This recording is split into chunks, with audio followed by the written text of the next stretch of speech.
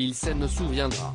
Depuis plusieurs mois, Éric Zemmour est au centre de l'attention, notamment à cause des prochaines élections présidentielles. Alors qu'il n'a toujours pas officialisé sa candidature, le polémiste enchaîne les apparitions publiques. Ce samedi 27 novembre, il était en déplacement à Marseille et celui-ci a été très remarqué. Comme l'a partagé Léopold Audebert, journaliste pour BFM TV sur son compte Twitter, Éric Zemmour a été pris à partie par des manifestants et collectifs réunis dans la gare lors de son départ. Ils étaient prêts à lui faire connaître le fond de leurs pensées.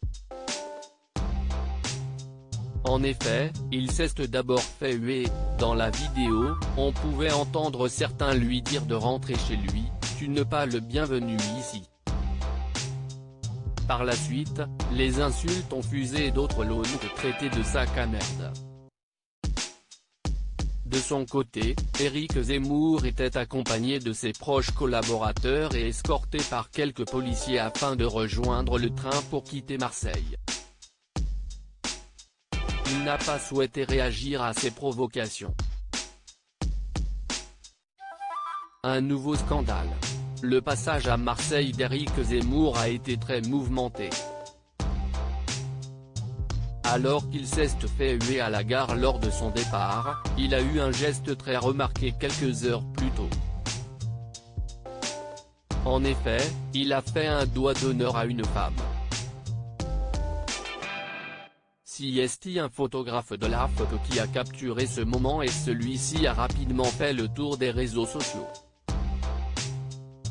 Alors qu'il était installé dans sa voiture, une femme s'est approchée de lui.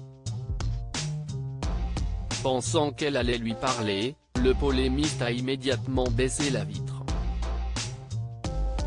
Elle lui a alors fait un doigt d'honneur, ce qui a beaucoup inspiré Éric Zemmour puisqu'il a répondu avec le même geste.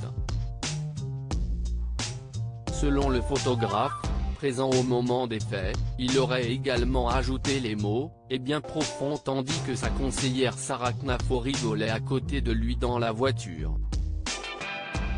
Une image qui fait beaucoup parler puisque le polémiste est en campagne présidentielle non officielle depuis quelques semaines. Éric Zemmour, où se situe-t-il dans les sondages ? À quelques mois des élections présidentielles de 2022, les sondages enchaînent. Celui publié par le journal du dimanche et Sud Radio ce dimanche 28 novembre montre que Marine Le Pen et Emmanuel Macron seraient toujours en tête si l'élection présidentielle avait lieu ce jour. De son côté, Éric Zemmour subit une légère baisse avec 2 à 3 points en moins.